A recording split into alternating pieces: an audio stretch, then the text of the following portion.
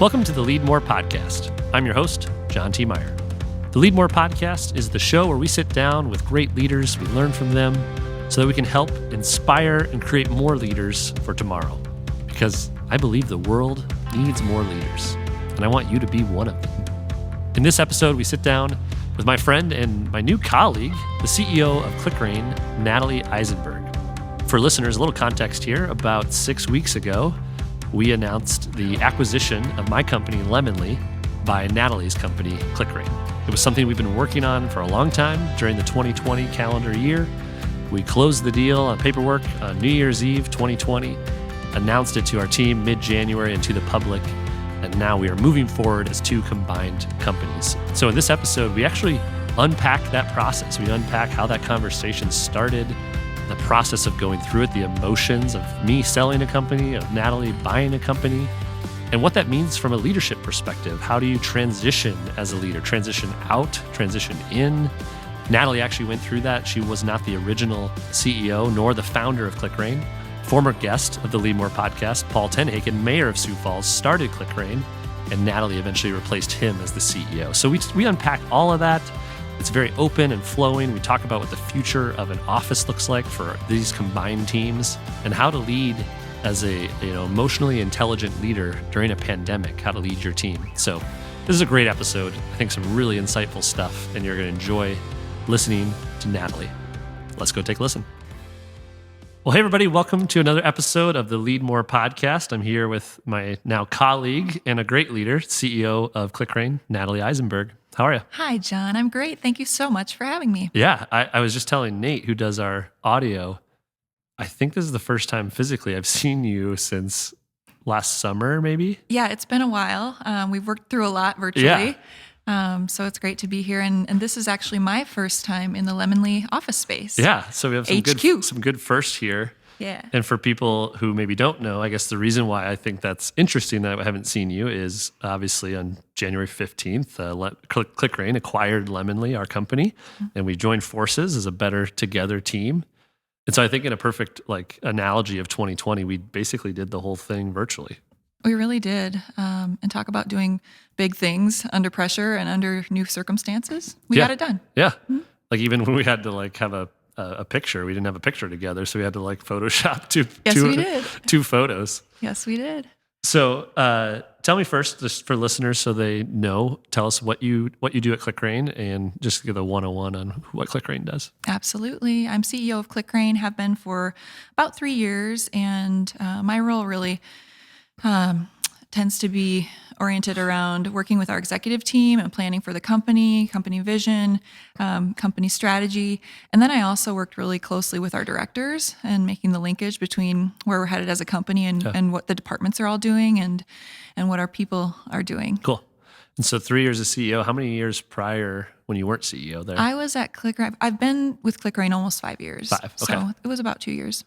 And I think I know the answer, but that wasn't a predetermined decision that you were going to become CEO. It was not. In fact, when I started at ClickRain, I was the head of sales and marketing and really happy with that avenue. And shortly after I had joined the company, Paul Tenhaken made clear his plans to exit the company. And so we were in a place of really trying to figure out who would our CEO be. Yeah.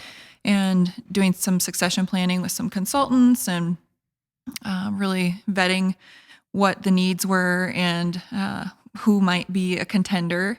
And I actually was just thinking about this recently. When was the moment that I realized I would be CEO? Yeah. And it was in one of those consultant sessions. I think we were at the country club in a conference room, and we kind of did the whole thing about what skills are needed, what characteristics are needed, and then who might have them. And my name married up, and the consultant at the time, it was Mike Ritter. Oh yeah. I remember him saying the words, "Gentlemen, I think you may have found yourself a CEO." Oh, cool. And I was like, "What? Are you serious?" Because it was you and the other 3 partners. Yes, 4. Or I guess 4, because Paul's probably still there too. Yeah. Yep. So it was kind of a. So there was a moment. It was a moment, and I haven't thought about that really over the last few years, but it just kind of came to me here recently. And from there forward, then it was a matter of figuring out what the next step should be and working with Paul on the rest of the exit plan and things like that. Well, we'll get to that. But one constant theme in this show has been these moments where sometimes leaders get pulled. Like, leaders are ambitious people, but maybe they're not always, they don't see themselves having that job. You almost got pulled into that job. So all of a sudden you're going to be CEO of this team. What was going through your head? I mean, that wasn't maybe what your plan was. Right. Well, one of my mentalities that I've always had is just, I can do it. I can see myself doing whatever I need to do. And so I wasn't really daunted by the job. It was more the image of CEO that I needed to wrap my arms around, and especially stepping into the shoes of a really dynamic leader and a founder of the company. Those were big shoes to fill. And I really had no doubt about my abilities to do the day-to-day. It was more like, how can I replace this person? Sure. And so that took a lot of navigating. Yeah. So let's talk about that, because we have to figure that out now here too. So what did you learn from, CEOs change over all the time in companies, but certainly the first time is a big one. And when it's a founder CEO. And so in many ways, Paul set the direction and created the culture. And so what did you have to learn through that experience? Like, when you said we sat down, and where do you even start?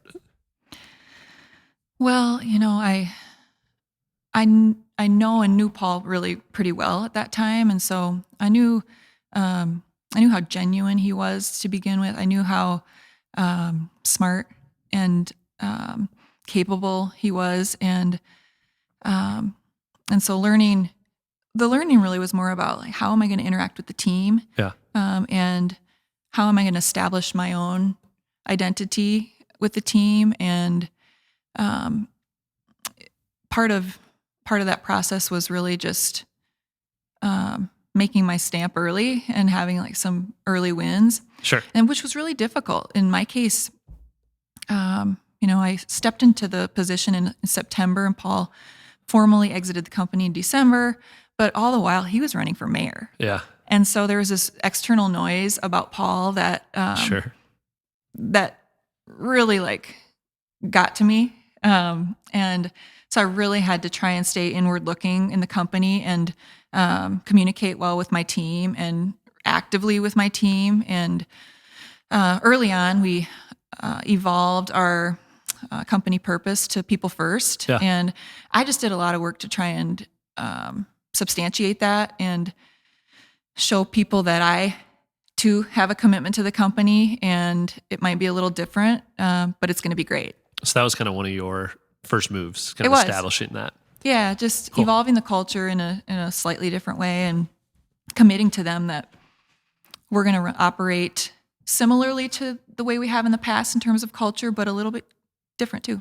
Yeah, so change is good, but sometimes change is hard. Did you have pushback from the team, or were they on board with that, or what did you have to do to get them to buy in? We had kind of a little bit of natural turnover during that time, and I think some people were just very loyal to their initial leader at ClickRain, and I totally understand that. And that gave me the ability to build up a next era team and bring in some new people that I knew I was certainly aligned with, and that we could work really well together, and that could help build the future of the company. Yeah, that seems like a natural move for a leader, and you guys have grown since then too. We have.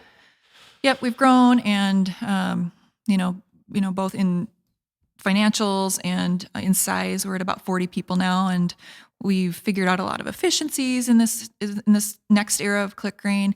Early on, it was very startup mentality, scrappy, do what you got to do, any way you got to do it. And, when your clients are bigger, the expectations are higher, you're a little more mature company. The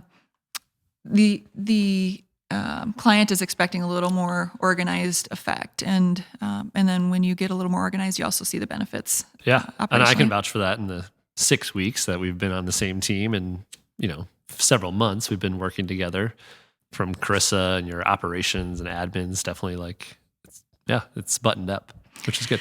Yeah, that's kind of how, I don't think I'm process oriented necessarily, but I really like things buttoned up. And I really don't like waste Sure. in the operation. Like, why waste time figuring out how to do something that we do all the time? Rather just have a way of doing it. Yeah. And if that way of doing it starts to not work very well, then we'll change it. Yeah. So that's sort of my mindset. Cool. Well, we had Paul on the show back in the summer, and just like, I feel like he did the same thing going into the city, right? He established his sort of one Sioux Falls and core values. And so I think that idea of leaders putting their stamp on an organization makes sense. Did you have to mold yourself as a leader, or were you able to just kind of be who you are naturally, and ClickRain sort of followed that? I found myself, I found myself kind of falling into the wrong direction of trying to be like Paul. Sure. A little bit, because we have a lot of similarities in kind of our knowledge base and marketing background and community connections and things like that. But Paul's more dynamic outwardly, and I'm a little more of an introvert, and I'm not going to get on a stage and Sure. make jokes. It's just not really my personality. So I had to work on my own comfort level Style. with my style, and I just found that the more I was myself, the more people responded well. Cool. You seem to have good, deep, like one-to-one connections with the team and relationships, I think. Mm-hmm. That's what I see. Yeah, I'm one to come alongside and work through things. I really enjoy working through things with people, and I almost every Monday morning when we have our team meeting, I say, if you need any help with anything, please let me know. I don't know.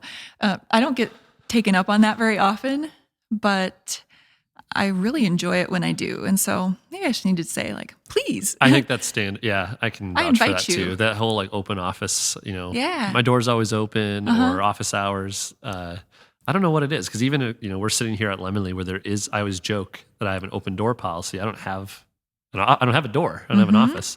But there's still just something of like that boss relationship, I don't know. There is. And I remember a former boss of mine, actually, sometimes he always did, he went on his rounds and visited with people, and he would stop by my office pretty often. And sometimes he would say, like, how come you never come to my office? And I'm like, well, thinking about it, I thought, when I come to your office, I feel like I have to have something pretty formulated, or Sure.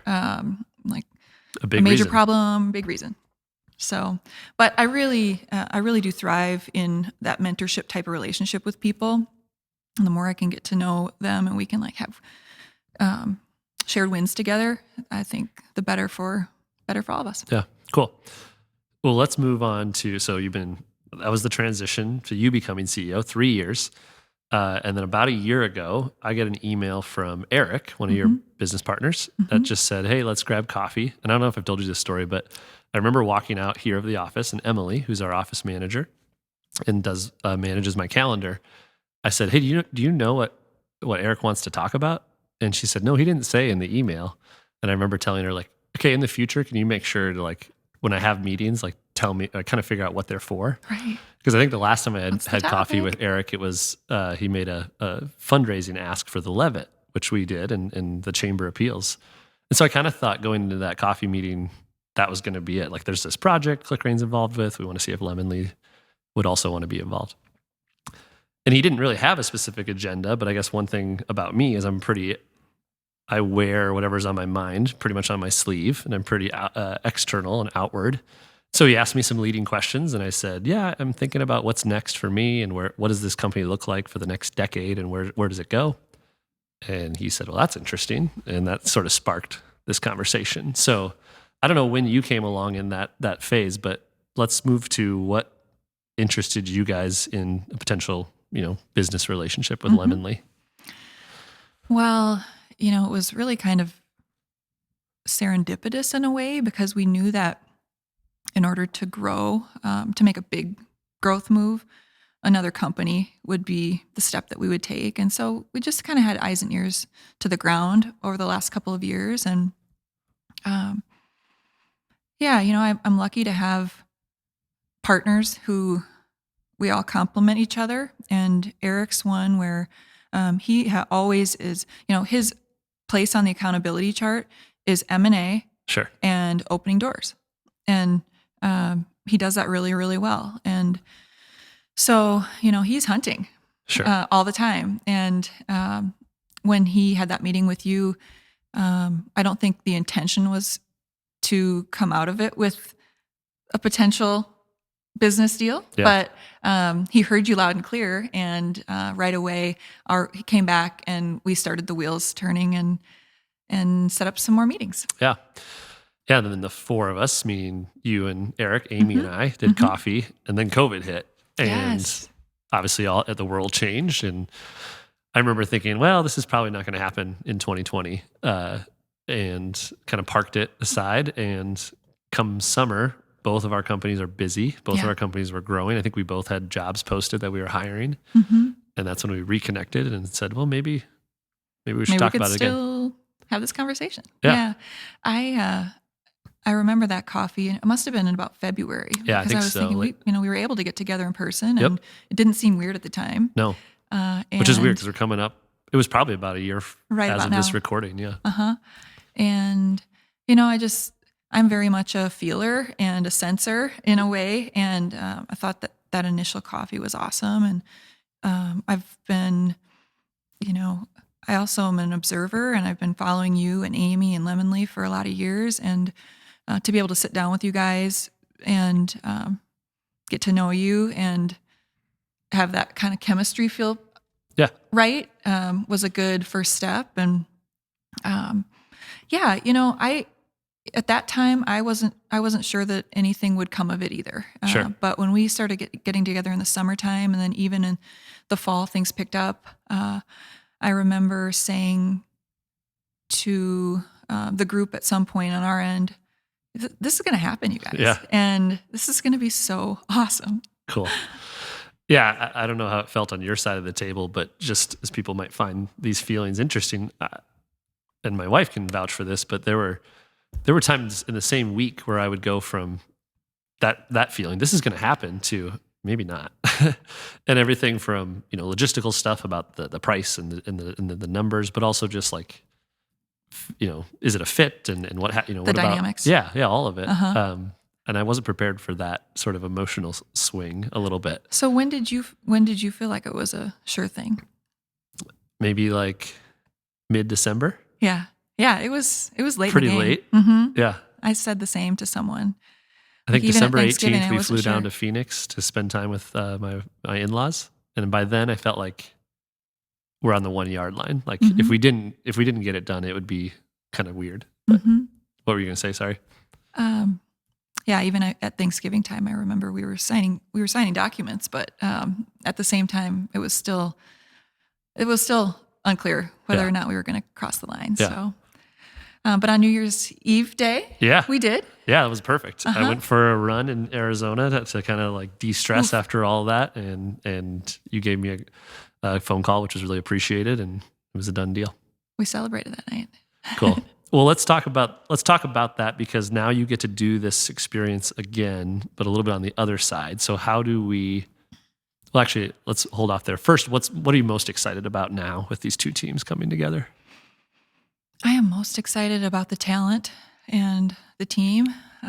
It's just best in class. Yeah. I mean, the more I get to know your team and their abilities and their personalities, and that's not been an easy journey in the current state. The more I am interacting with them, the more excited I get. And it's truly all about people in our business, and it's all about the talent and the interactions between us. And I can just see such great potential for interaction between all of our team members and the future of our work. Now, the other thing that I'm so excited about is just the level of work that we're able to deliver, and everybody on both teams has this bar of excellence that I am that completely jives with my bar of excellence. Yeah. And I just want to deliver the best. Yeah. Why not?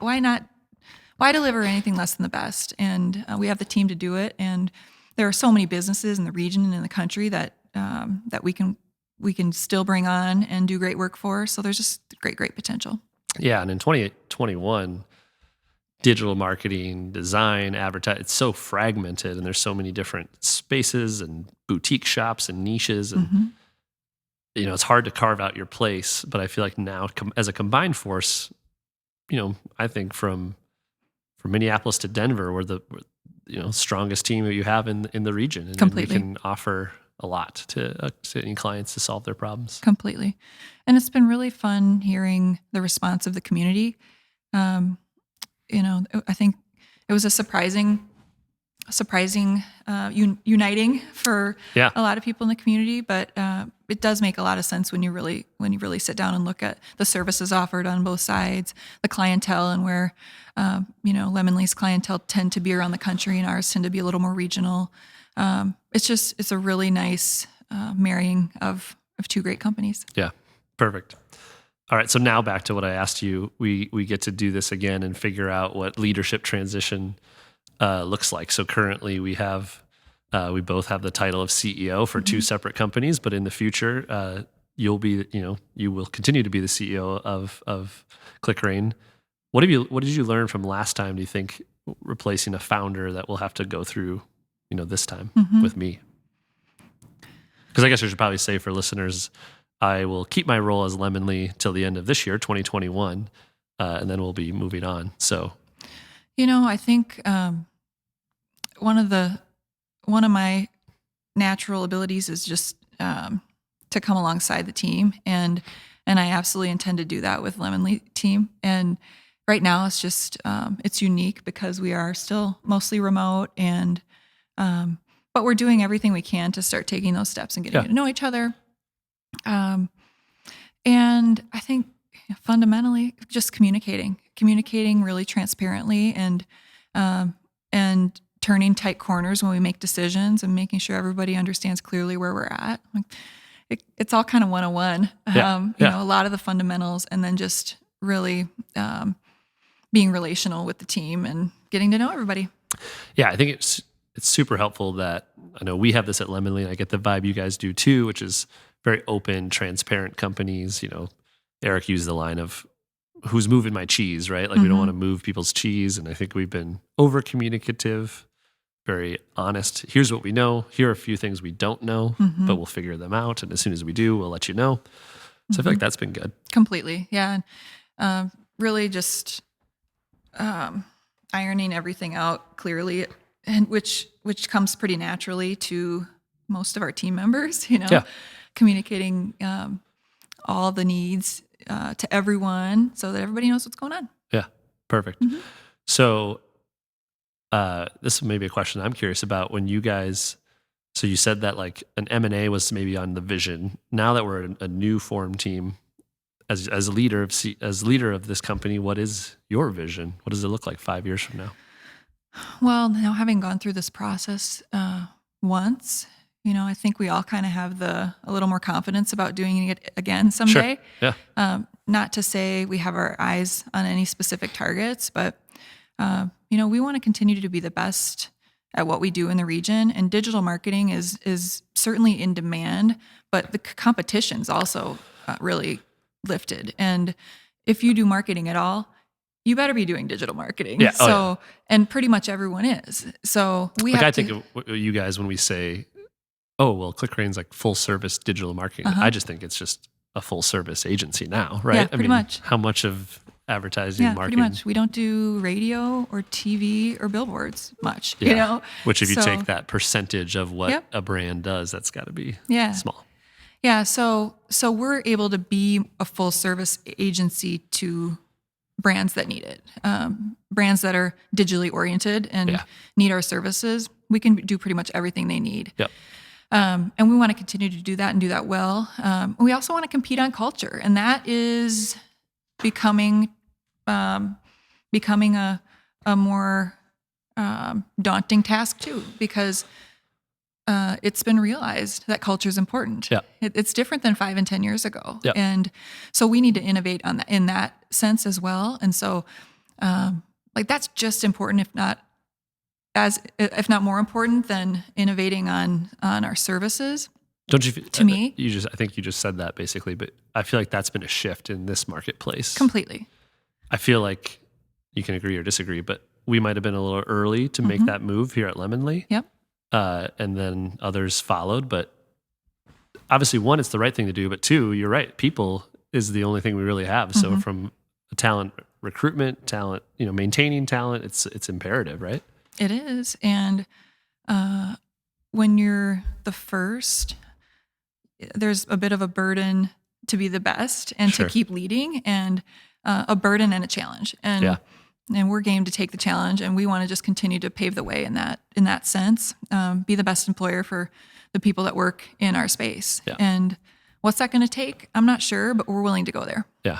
And that's where I think when you talked about sort of that compatibility, almost like dating that we went through over the last year of doing this deal, it always felt really natural because I feel like we both shared that we're aligned in terms of, are the cultures different? Absolutely. But like we both are focused on the people. Completely. That people first part of it you guys have. People are empowered on both teams, and really the people make the culture. Yeah. And the people are able to come forward with ideas. We just actually started a little narrowed down employee survey this week. Oh yeah. For this year.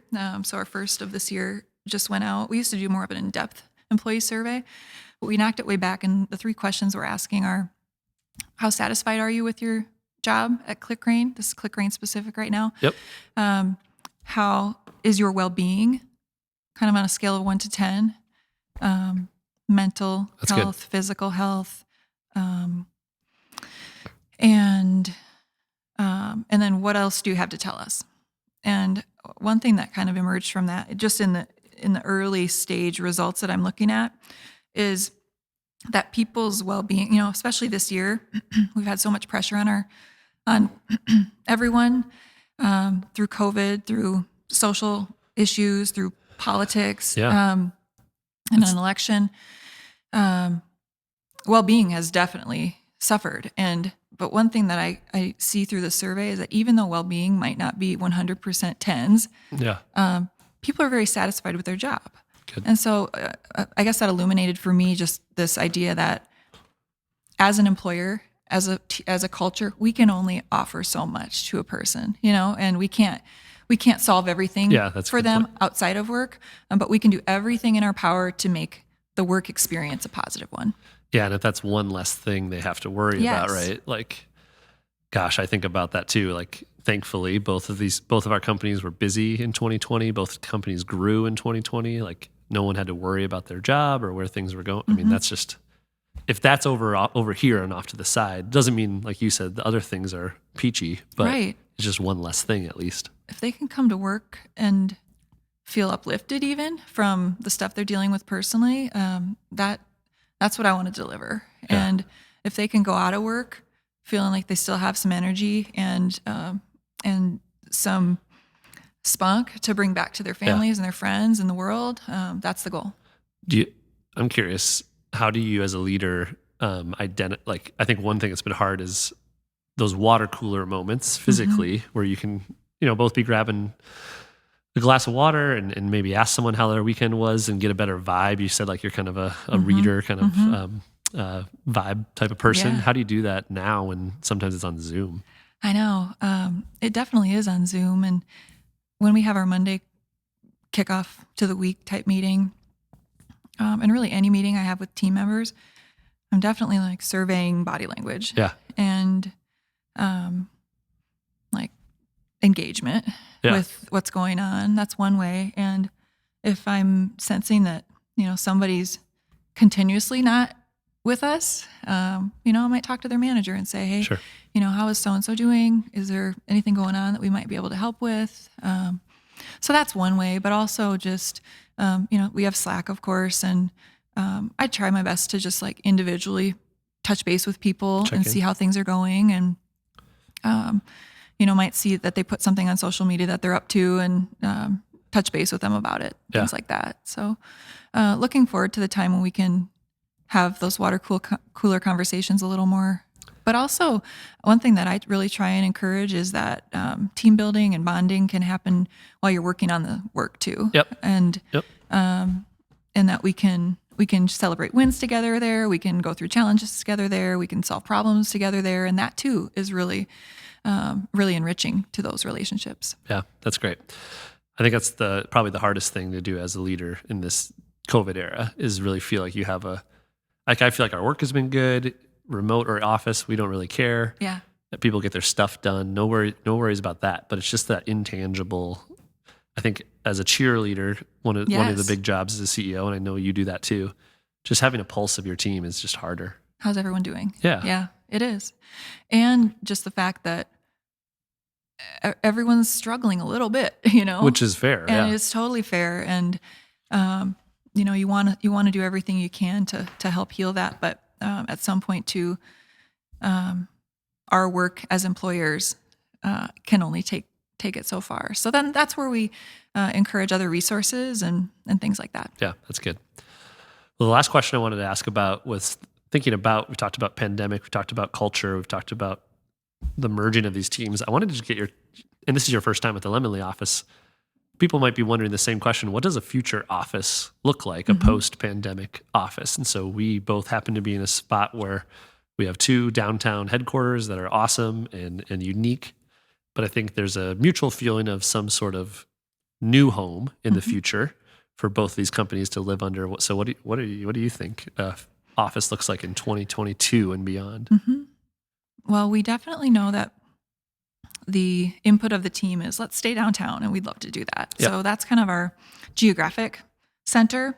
And as far as what the office is like, I definitely see a place where flexibility is paramount. So people are able to be in the office or working remote. We probably don't have another office where, the 15 people from Lemonly and the 40 people from ClickRain are all there at once very often. Yeah. So it's more fluid. It's more a gathering space. It's more, a touch and go kind of environment. It's you come there when you need to come there and need to work with people or need to unite with people for some reason, socialize even. Kind of a hive. Yeah, I like that idea. And from what we hear from team members, what they're looking for is the hybrid model. They don't want to necessarily forego in-person connection altogether, but that's not, that doesn't need to be either the primary really or the norm. So I'm excited to really set up a space that can offer that for our team. And then of course also figure out what technology needs to look like and what events need to look like to retain some of the camaraderie factor. So it's going to be new, it's going to be different, but we already know that it's workable. Yeah. So no fears about that. Yeah. I think we recognize the privilege that our work has in terms of that we can do it from home. Yes. Obviously not everybody can do that, but let's take advantage of that too. And it isn't 55 desks with 55 chairs, but what are the benefits of an office and what are the benefits of home and how do we take advantage of both? Completely. And I know there will be maybe a few people who just really thrive in an office environment and don't want to be at home either much or at all. So we can navigate that as well. Cool. Very excited.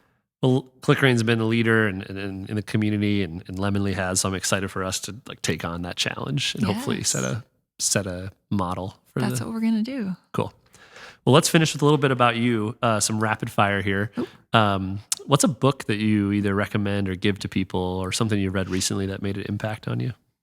I recently was given the book Untamed by Glennon Doyle. Oh, yeah. And that one was challenging to me. It's really about challenging norms and societal pressures and not being afraid to just to really do what your nature tells you to do in life. And so that was really great, and I like that. Cool. How do you de-stress during the past year, right? We just said how wellness is so important. So how do you de-stress? Lots of ways. I figured that out I figured You that seem out to in the be good at last that. few years, Yeah. and I am good at that. I like to cook. I like to be outside, and our family's very outdoorsy, and so it's going for walks. During the actual quarantine times, we did like all the hiking trails around Sioux Falls Nice. in a couple weeks, and that was really fun. We like to go fishing, boating, all those things. Cool. Horseback riding. Yeah, you got an outdoor family. Yeah, we are. And then just, I also really like to, I like personal fitness and eating well. And I like to do things like sauna in the winter. Nice. And just like give it all Do you to guys me. do you have one? Or We do you don't yet. No, Yeah. but I sure would like was one trying to- someday. Yeah, I agree. It's therapeutic and it's so nice in the winter. Yeah. So you mentioned your children. Your, I believe parents are leaders for sure. You have a son and a daughter, 11 and 9. 11 and almost 9. Okay. And so what's a piece of parenting advice you would give someone? Well, I would say really find the things that work for your family for quality time, and like just make it something that is a high priority for you. Whether it is lake time or family dinner, that's important at our house. Cool. Or working on projects, art things. Just figure out what works for you guys and spend that time together, and it becomes a time that everybody enjoys and everybody looks forward to, and it's really, really good for all of us. Yeah. And you seem to be able to, as a CEO of a, fairly large company, like be able to unplug when you have that time with your family. I do. I also love to work, and so I need reasons not to think about work and not to be focused on work. But I very much have a integrated life, and so I'm with my family a while.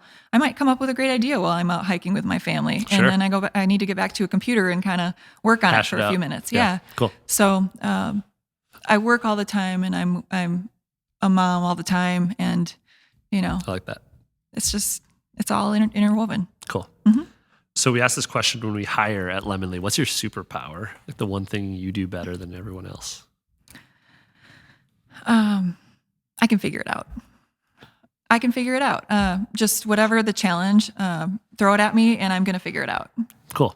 It's that mindset then. I like it. Yeah, I like. I've read a little more recently about like everything is figure outable, and I had early in my career a woman talked at some event, and she talked about how she got into this very complex industry, and she was like way over her head, and she just kept asking questions and kept asking them to simplify it back, and before long she was running the show. So That's awesome. Everything is figure outable, and I'm really good at figuring things out. I like that. That's a good answer.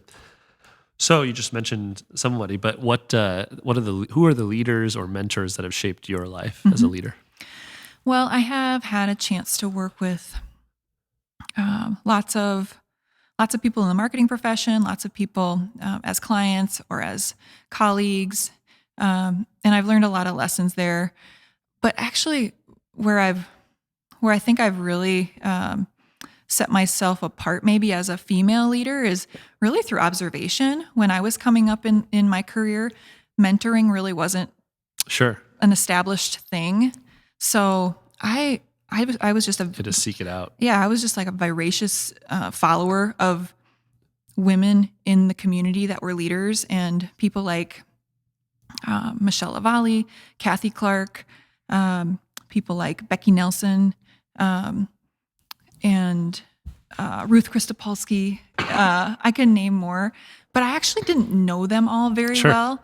But I really watched them. closely watched and followed how they operated. And if I would have known, if I would have gone through that experience today, I probably would have actually reached out and said, "Hey, Yeah. could I come alongside and learn things from you?" But it just wasn't really the way of the world then. Yeah. So I watched. You couldn't slide into their DMs and just say like, Yeah. "Hey, can we have coffee?" Yeah. And then I also watched a lot of what not to do Sure. throughout my career, and so that was also important to note.